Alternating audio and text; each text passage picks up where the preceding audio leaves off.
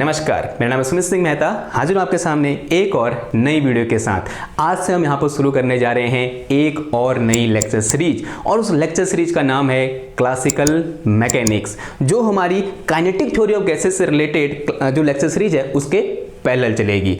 अब आपके दिमाग में क्वेश्चन आ रहा होगा कि क्यों क्लासिकल मैकेनिक्स, कोई और ब्रांच क्यों नहीं? जैसे इलेक्ट्रॉनिक्स क्यों नहीं पढ़ा रहा मैं, या फिर स्टैटिस्टिकल मैकेनिक्स क्यों नहीं पढ़ा रहा, या फिर मैथमेटिकल फिजिक्स क्यों नहीं पढ़ा रहा, या फिर बोल सकते हैं न्यूक्लियर फिजिक्स क्यों नहीं पढ़ा रहा, क्लासिकल मैकेनिक्स ही क्यों पढ़ा रहा हूँ? तो इसका आंसर बड़ा सिंपल है। इसका आंसर है आप सब लोग। आप लोगों ने नीचे कमेंट कर करके मुझे कहा कि क्लासिकल मैकेनिक्स पढ़ाओ, क्लासिकल मैकेनिक्स पढ़ाओ। तो मैं आपके सामने क्या हूं, हाजिर हूं क्लासिकल मैकेनिक्स से रिलेटेड लेक्चर सीरीज लेके। ना अब इस पूरी जर्नी के दौरान, अब एक जर्नी स्टार्ट होगी आज से, और इस पूरी जर्नी के दौरान जब भी हम किसी जर्नी को करते हैं या फिर अपने किसी एक गोल को हमें अचीव करना होता है, तो हमें क्या पता होना चाहिए? सबसे पहले रास्ता पता होना चाहिए। दूसरा, उस रास्ते में हमें कौन कौन सी कठिनाइयां आएंगी ये पता होना चाहिए। और तीसरा, कि उन कठिनाइयों से हम कैसे निजात पाएंगे या उनका हम कैसे निवारण करेंगे, ये भी हमें क्या होना चाहिए? पता होना चाहिए। अगर मैं इसी चीज को अगर मैं पढ़ाई की भाषा में बोलूं तो हमें अपना सिलेबस सबसे पहले क्या होना चाहिए? पता होना चाहिए। तो आज हम क्या डिस्कस कर लेते हैं कि इस पूरी क्लासिकल मैकेनिक्स से रिलेटेड जो हमारी लेक्चर सीरीज होने वाली है, इसमें हमारा जो सिलेबस होगा वो क्या होगा, एक बार इसे क्या कर लेते हैं, डिस्कस कर लेते हैं। ओके ना, मैं यहाँ पर एक एक करके उन टॉपिक को लिखते चलता हूं कि जिन टॉपिक को हम कवर करेंगे। सबसे पहली चीज यहाँ पर आएगी वो आएगी हमारे पास क्या, वेक्टर। देखो भाई, अगर आपने वेक्टर नहीं पढ़ा है ना तो भैया यहाँ तो मत ही आना। मैं सिंपल, थोड़ा सा मैं हरास हो रहा हूँ, थोड़ा सा मैं अजीब सी टोन में बोल रहा हूँ, लेकिन सच्चाई तो यही है। अगर आपने वेक्टर नहीं पढ़ा है तो आप अगर क्लासिकल मैकेनिक्स पढ़ने आए हो तो फिर व्यर्थ है। क्योंकि यहाँ पर हम जब भी क्लासिकल मैकेनिक्स की बात करेंगे, हम फोर्स की बात करते हैं, हम वेलोसिटी की बात करते हैं, हम एक्सेलरेशन की बात करते हैं, हम मोमेंटम की बात करते हैं, हम टॉर्क की बात करते हैं, ये सब के सब क्या है? वेक्टर क्वांटिटी है। हम एंगुलर वेलोसिटी की बात करते हैं, ये सारी क्या है? वेक्टर क्वांटिटी है। अगर आपको वेक्टर ही पता नहीं है तो आप इन क्वांटिटी के साथ किस तरीके से डील कर पाएंगे? आप डील नहीं कर पाएंगे। तो यहां पर सबसे जो मोस्ट इंपोर्टेंट चीज है वो क्या है, हमारे पास वेक्टर एनालिसिस है। अब दूसरा क्वेश्चन ये आता है कि मैं आपको वेक्टर पढ़ाऊंगा? नहीं पढ़ाऊंगा, अभी तो नहीं पढ़ाऊंगा। क्यों नहीं पढ़ाऊंगा? क्योंकि भैया मैंने पहले ही पढ़ा रखा है, 1 साल पहले पढ़ा रखा है मैंने वेक्टर। पूरे वहां पर लगभग 40 से ज्यादा क्या बना रखे, लेक्चर सीरीज बना रखे, लेक्चर बना रखे उस पूरी सीरीज के दौरान। और अगर आपने वो पूरी सीरीज देखी है, उस वेक्टर एनालिसिस से रिलेटेड पूरी लेक्चर सीरीज देखी है, आप बीएससी कर रहे हो या फिर चाहे एमएससी कर रहे हो या फिर किसी भी कॉम्पिटिटिव एग्जाम की तैयारी कर रहे हो, चाहे आप गेट की तैयारी कर रहे हो, जैम की तैयारी कर रहे हो या फिर नेट की तैयारी कर रहे हो, तो उस लेक्चर सीरीज को देखने के बाद आपके पास कोई डाउट नहीं रहने वाला। आपके सारे डाउट क्या हो जाएंगे, क्लियर हो जाएंगे। अगर उस लेवल मैंने वहां पर क्या पढ़ा रखा है, वेक्टर एनालिसिस पढ़ा रखा है, फिर वेक्टर पढ़ा रखा है, तो आपको फिर कहीं और जगह जाने की जरूरत नहीं है। आप उस वेक्टर सीरीज को देखो और फिर आप न्यूटन मैकेनिक्स पढ़ने आओ, या मुझसे फिर आप क्लासिकल मैकेनिक्स पढ़ने आओ, देखो आपको कैसा मजा आता है। सेम केस कहां होता है? इलेक्ट्रोडायनेमिक्स में भी होता है। अगर आपने वेक्टर सही तरीके से पढ़ा है तब आप इलेक्ट्रोडायनेमिक्स में घुसते हो तो इलेक्ट्रोडायनेमिक्स आपके लिए क्या होता है? बाएं हाथ का खेल होता है। सेम यहां भी होगा। अगर आपने वेक्टर एनालिसिस अच्छे से पढ़ा हुआ है तो क्लासिकल मैकेनिक्स आपके लिए क्या होने वाली है? बाएं हाथ का खेल होने वाली है। ओके, वेक्टर पढ़ लिया आपने, ठीक है, मैं आशा करता हूं आपने वेक्टर पढ़ लिया। अब दूसरी जो यहां पर चीज आएगी या दूसरा टॉपिक आएगा, that is fundamental of dynamics. क्या आएगा? Fundamental of dynamics. देखो इसके अंदर क्या आता है, फंडामेंटल ऑफ डायनेमिक्स का मतलब क्या हुआ, जो हमने क्लास 11th में पढ़ा हुआ है। देखो 11th में क्या पढ़ा हमने वहां पढ़ा कि डिस्प्लेसमेंट क्या होता है, वेलोसिटी क्या होता है, एक्सेलरेशन क्या होता है, फोर्स क्या होता है, फिर न्यूटन्स लॉ ऑफ मोशन क्या होते हैं, और मोमेंटम क्या होता है, इंपल्स क्या होता है, rate of change of momentum को हम किस तरीके से फोर्स से रिलेटेड करते हैं, न्यूटन का first law, second law, third law क्या होता है। ये सब चीजें कहां आती है? हमारे पास फंडामेंटल ऑफ डायनेमिक्स में आती है। तो हमारा दूसरा टॉपिक क्या होगा? ये होगा। और इसके अंदर क्या आएंगे, सब टॉपिक आएंगे, वो अभी मैं नहीं लिख रहा। जब हम इसको डिस्कस करेंगे, आज ही शाम को यहाँ वीडियो आ जाएगी, या बोल सकते हैं कल से जो वीडियो आएगी वहां पर क्या आ जाएगा, सारे टॉपिक क्या होंगे उनको मैं क्या कर लूंगा, डिस्कस कर लूंगा। फिलहाल के लिए हम यहाँ पर ये समझते हैं कि तुम्हारा नेक्स्ट हमारा जो सेकंड यूनिट बोल सकते हैं, पहली यूनिट क्या है, वेक्टर है, दूसरी यूनिट क्या है, फंडामेंटल ऑफ डायनेमिक्स है, जिसके अंदर हम वो चीजें क्या करेंगे, डिस्कस करेंगे जो मैंने अभी आपको क्या किया, बताया। ओके, तो यहाँ पर थर्ड चीज आती है, वो होती है हमारे पास क्या, दिस इज फोर्स, या बोल सकते हैं नहीं, फोर्स नहीं, ये होता है हमारे पास वर्क एनर्जी थ्योरम। क्या आएगा? Work energy theorem. Work energy लिखो, सिंपल। वर्क एंड एनर्जी के बारे में हम क्या करेंगे, डिस्कस करेंगे। हम वर्क एनर्जी पावर भी बोल सकते हैं, ठीक है। यानी यहां पर हम क्या करेंगे, डिफरेंट टाइप की एनर्जी, यानी पोटेंशियल एनर्जी क्या होती है, काइनेटिक एनर्जी क्या होती है, और वर्क एनर्जी थ्योरम क्या होती है, पावर क्या होती है, किस तरीके से हम पावर क्या करते हैं, डिफाइन करते हैं। ओके, ये चीजें हम क्या करेंगे, यहां पर डिस्कस करेंगे। ओके ना, जो नेक्स्ट हमारे पास यहां पर टॉपिक आता है, दैट इज कोलिजन। क्या आता है? कोलिजन।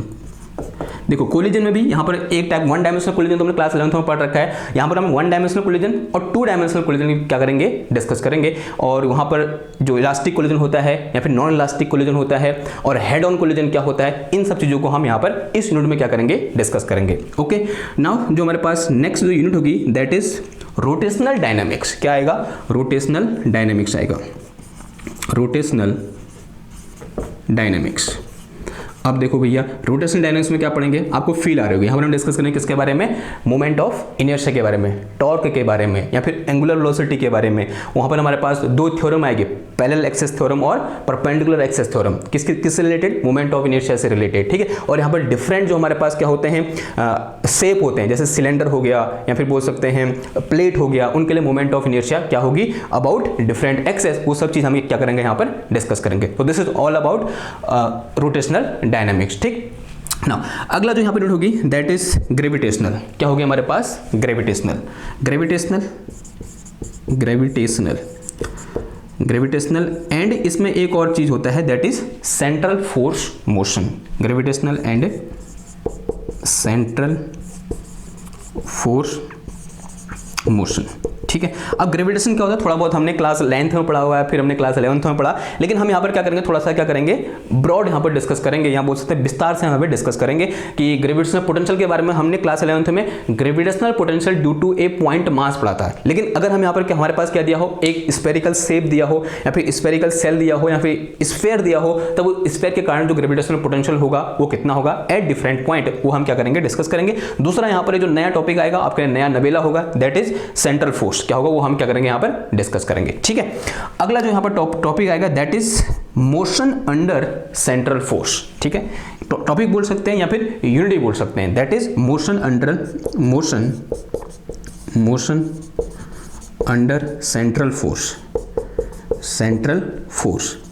ओके, नाउ इसमें क्या आएगा, इसमें आएगा हमारे पास केपलर्स लॉ, ठीक है। हमने एक चीज डिस्कस की थी क्लास 11th में कि जो अर्थ होती है वो सन के चारों ओर रिवॉल्व करती है, उसका पाथ कैसा होता है, सर्कुलर होता है। लेकिन वहां पर केपलर ने क्या बोला था, इलिप्टिकल होता है। आज हम central force, motion under central force पढ़ेंगे तो वहां पर डिस्कस करेंगे कि क्यों वो इलिप्टिकल होता है और क्यों वो सर्कुलर होता है। वो कौन सी कंडीशन होगी जब वो पाथ कैसा होगा, इलिप्टिकल होगा, और वो कौन सी कंडीशन होगी जब पाथ कैसा होगा, सर्कुलर होगा। क्या कभी ऐसी कंडीशन भी आ सकती है कि हमारी अर्थ सन को छोड़कर चली जाए, यानी पाथ कुछ और ही बन जाए, उसका सर्कुलर भी ना हो, इलिप्टिकल भी ना हो, कुछ और ही पाथ बन जाए और जो हमारी अर्थ है वो सन को छोड़कर चली जाए, या बोलते हैं हमारे सौरमंडल को छोड़कर चली जाए। क्या ऐसा भी कभी हो सकता है, ऐसा हम वहां पर सब क्या करेंगे, डिस्कस करेंगे। वो कहाँ आएगा, इस टॉपिक में आएगा। इसमें और भी बहुत सारे टॉपिक होते हैं। एक होता है हमारे पास डिफरेंशियल इक्वेशन, इसके लिए हम निकालते हैं, जो भी क्या है बहुत इंपॉर्टेंट है, उसका पूरा डेरिवेशन करने को आता है।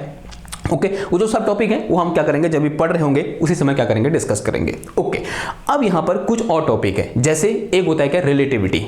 अब कहीं कहीं पर रिलेटिविटी क्या होती है, क्लासिकल मैकेनिक्स में ऐड होती है, और कहीं कहीं पर रिलेटिविटी अलग से क्या होती है, एक मतलब अलग से एक पेपर होता है। तो डिपेंडिंग अपॉन कि आप किस यूनिवर्सिटी में पढ़ते हैं, तो वहां पर क्लासिकल मैकेनिक्स के अंडर है या फिर जो रिलेटिविटी है वो एक अलग लेक्चर है, या उसमें अलग क्या है, पेपर है।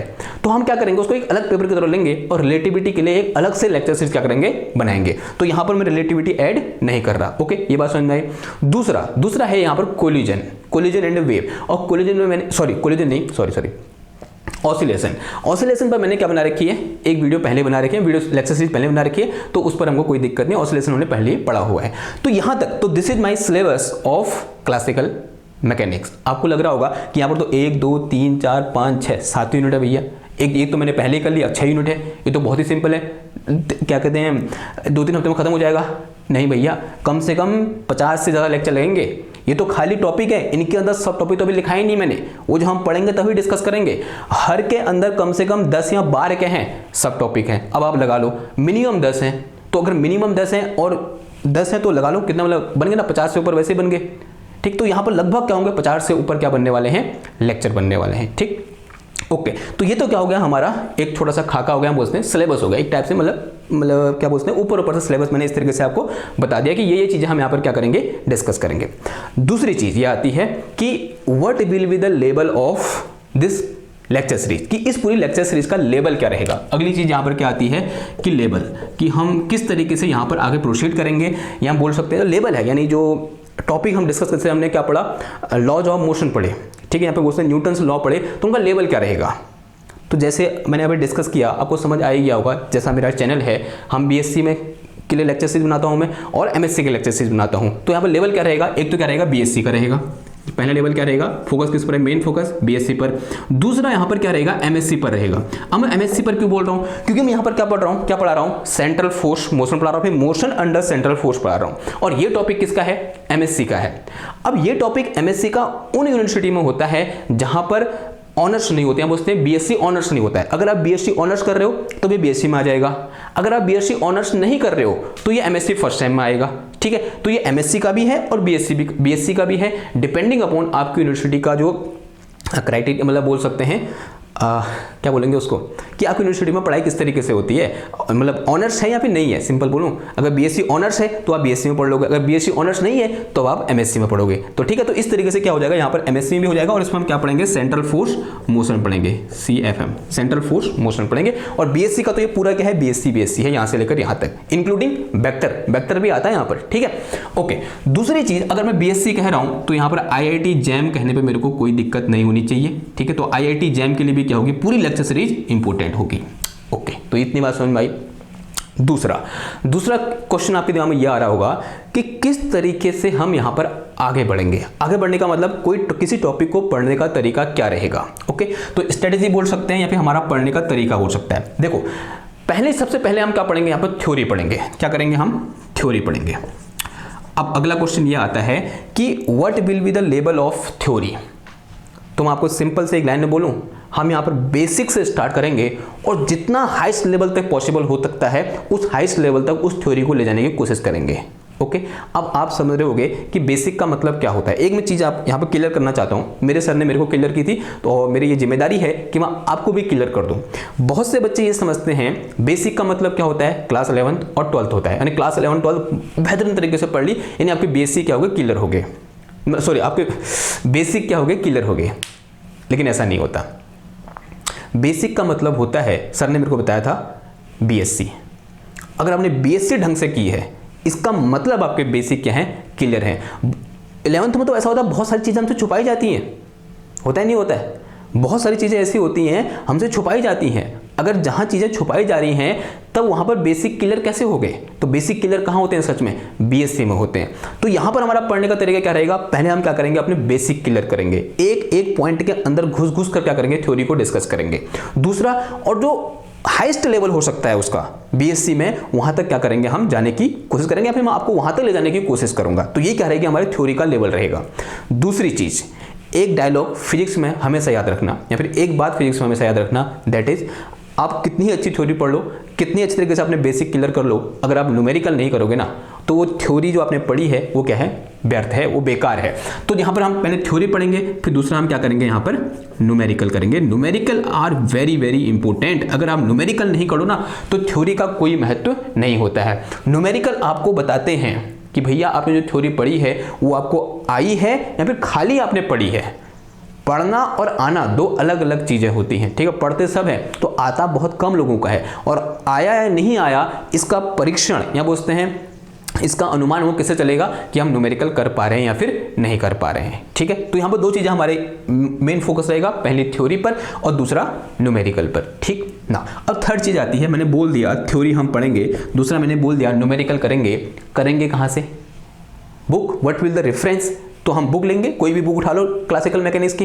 लेकिन आपको अगर मैं आपसे पूछूं, मतलब बताऊं कि कुछ मेरे रिकमेंडेशन, उनमें से एक तो क्या है, जेसी उपाध्याय सर की क्लासिकल मैकेनिक्स की बुक होगी, और एक क्लैपनर करके है, अगर मैं प्रोनाउंसिएशन सही कर रहा हूँ तो क्लैपनर करके एक बुक है, और एक और थी कोई शायद, हाँ दो बुक है अभी यहाँ पर मेरे पास, पीडीएफ फॉर्म में पड़ी हुई मेरे पास। आपको चाहिए तो आप मैसेज कर सकते हो मेरे को, लेकिन क्या है वो सब जगह मिल जाती है, उसमें ऐसे मांगने की जरूरत तो है नहीं। कहीं भी गूगल में डालो कि जेसी उपाध्याय पीडीएफ फॉर्मेट तो वो मिल जाएगा आपको, ठीक है। तो जेसी उपाध्याय से हम पढ़ेंगे और दूसरा क्लैपनर से पढ़ेंगे, ठीक है। ये क्या रहेंगे हमारी, हाँ एक और है सोम्स आउटलाइन करके एक बुक आती है, वो भी अच्छी बुक है, ठीक है। उसमें कॉन्सेप्ट क्या होते हैं और बेहतर होते हैं, उसमें न्यूमेरिकल भी बहुत है, तो उसके न्यूमेरिकल हम करेंगे। ओके ना, दूसरा चीज, एक और चीज, पहले थ्योरी तो होगी, थ्योरी हम बुक से करेंगे, कोई भी बुक उठा लो, एक लोकल राइटर उठा लेंगे, सत्य प्रकाश सर हैं, उनकी बुक भी उठा लेंगे, ठीक है। कहीं कहीं पर क्या होता है, लैंग्वेज टफ होती है, जो बाहर की बुक होती है, तो हम लैंग्वेज को ईजी बनाने के लिए सत्य प्रकाश सर की बुक उठा लेंगे, और बहुत सारे कॉन्सेप्ट हो सकता है सत्य प्रकाश सर वाली बुक में अच्छी दी हो ना। अगला चीज है न्यूमेरिकल। तो न्यूमेरिकल करने के लिए जैसे मैंने बोला IIT जैम, तो जो जैम में जो प्रीवियस ईयर है, तो प्रीवियस ईयर में जो क्लासिकल मैकेनिक्स के क्वेश्चन आ रखे हैं, उनको क्या करेंगे, वहां से उठाएंगे और यहां पर करने की कोशिश करेंगे। दूसरा गेट में भी अगर हम यहां पर क्या पढ़ रहे हैं, सेंट्रल फोर्स मोशन पढ़ रहे हैं, तो गेट में सेंट्रल फोर्स मोशन आता है, गेट में सेंट्रल फोर्स मोशन आता है। तो अगर गेट में ये आता है तो गेट के जो क्वेश्चन है सेंट्रल फोर्स मोशन से रिलेटेड या फिर न्यूटोनियन मैकेनिक्स से रिलेटेड जो भी क्वेश्चन आएंगे गेट में, उनको हम उठाएंगे और यहां पर सॉल्व करने की कोशिश करेंगे थ्योरी को पढ़ने के बाद। अगला एक और यहां पर बुक होती है क्या, वाई के लिम, आप लोगों ने नाम सुना होगा। वाई के लिम एक बुक है जिसमें क्या है, कलेक्शन ऑफ क्वेश्चन है, जो क्वेश्चन कहां पूछे गए हैं, जो फॉरेन यूनिवर्सिटी होती है वहां पर जो PhD के एग्जाम होते हैं, वहां पर भी जो क्वेश्चन पूछे जाते हैं वो किसमें, उनका जो एक कलेक्शन है उसका नाम क्या है, वाई के लिम है, ठीक है। मतलब उस जो कलेक्शन किया है वो किसने किया है, वाई के लिम ने किया है, ठीक है। तो वहां पर वो कलेक्शन है, तो उस कलेक्शन से हम क्या करेंगे, जो सुटेबल क्वेश्चन है, जो हमारे को फायदेमंद है, वो क्वेश्चन हम वहां से उठाएंगे और मैं यहाँ पर आपको क्या करूंगा, मतलब आपको वो क्वेश्चन कराने की यहाँ पर पूरी कोशिश करूंगा, ठीक है। तो ये क्या रहेगा हमारा, अब उससे हम कंटेंट कहाँ से लेंगे, ये हमारा रेफरेंस रहेगा, जो मैंने रेफरेंस आपको बताया कि बुक बताती मैंने आपको, और क्वेश्चन के लिए मैं कहाँ जाऊंगा। और एक और चीज़ है यहाँ पर, MIT नाम सुना है ना, MIT ओपन कोर्स। तो MIT ओपन कोर्स के जो मेरे पास क्या होते हैं, PDF होते हैं, उनके लेक्चर को जो PDF होते हैं, वहाँ पर भी क्या होते हैं, बहुत बार अच्छे अच्छे न्यूमेरिकल दिए होते हैं, तो वहाँ से भी क्या करेंगे, हम न्यूमेरिकल लाएंगे और यहाँ पर करने की कोशिश करेंगे, ठीक। तो इस तरीके से हमारा ये जर्नी क्या करेगी, आगे बढ़ेगी, ठीक। आई होप आपको समझ में आया होगा कि क्लासिकल मैकेनिक्स में हम किस तरीके से आगे बढ़ने वाले हैं। ओके, ये टॉपिक है और ये क्या है हमारा, कैसे हम आगे बढ़ेंगे, लेवल क्या रहेगा और हम किस तरीके से आगे प्रोसीड करेंगे, और हमारा जो रेफरेंस होगा वो कहाँ से होगा, वो हमने क्या किया यहाँ पर डिस्कस किया। ओके, आई होप ये जो चीज़ है आपको समझ में आई होगी। अब बात किसकी है, अब है कदम आगे बढ़ाने की, यानी अब हमको क्या करना है, आगे बढ़ना है। अब अगर मैं तो आगे बढ़ गया, मैंने शुरू कर दिया, अब इसमें तो कोई संदेह नहीं है कि मैं लेक्चर नहीं लाऊंगा। अब तो होगा, जब तक खत्म नहीं होगा तब तक मेरे को चैन नहीं पड़ेगा। अब तो मुझे खत्म करना चाहिए, उसमें 50 लेक्चर लगे या फिर 70 लेक्चर लगे। मैंने तो इलेक्ट्रोडायनेमिक्स में 135 लेक्चर है, उससे ज़्यादा लेक्चर दे रखे हैं, तो अगर मैं शुरू करता हूँ फिर मैं छोड़ता नहीं हूँ, ये मेरी खासियत है, ठीक। अगर अब आपको थोड़ा बहुत क्या करना है, आपको सपोर्ट करना है, क्या करो, इसको शेयर करो जितना हो सके और लोगों को बताओ। वैसे तो आप सब क्या कर रहे हो, एक तरीके से सब लोग बोल रहे हो क्लासिकल मैकेनिक्स में क्या चाहिए, लेक्चर चाहिए, क्लासिकल मैकेनिक्स में लेक्चर चाहिए, तो तभी मैं इसको ला रहा हूँ। अगर आप इतना कह रहे हो, इतना इंसिस्ट कर रहे हो, अब आपकी जिम्मेदारी बनती है, अब इसको क्या करो, शेयर करो। जिन लोगों को पता नहीं, आपको तो पता है, अब जिन लोगों को पता नहीं है उन लोगों को क्या करो, इस लेक्चर सीरीज को पहुंचाओ और उनको भी बताओ कि क्लासिकल मैकेनिक्स स्टार्ट हो चुकी है।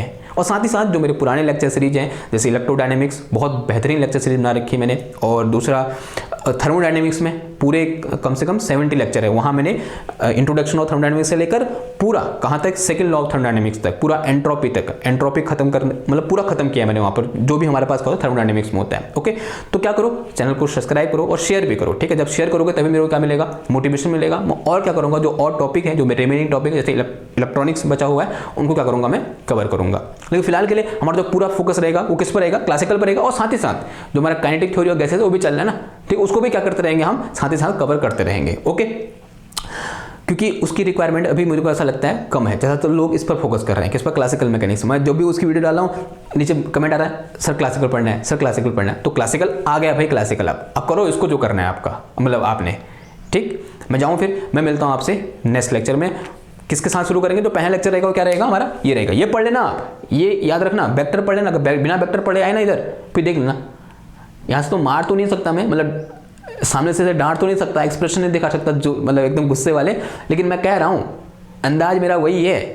अगर बिना वेक्टर पढ़े इधर आए तो फिर गड़बड़ हो जाने वाली है। तो हम कल को क्या करेंगे, डिस्कस करेंगे फंडामेंटल ऑफ डायनेमिक्स, जिसमें हम न्यूटन का first law, second law, thermodynamics क्या करेंगे, थर्मोडायनेमिक्स क्लासिकल मैकेनिक्स क्या करेंगे, डिस्कस करेंगे, ठीक।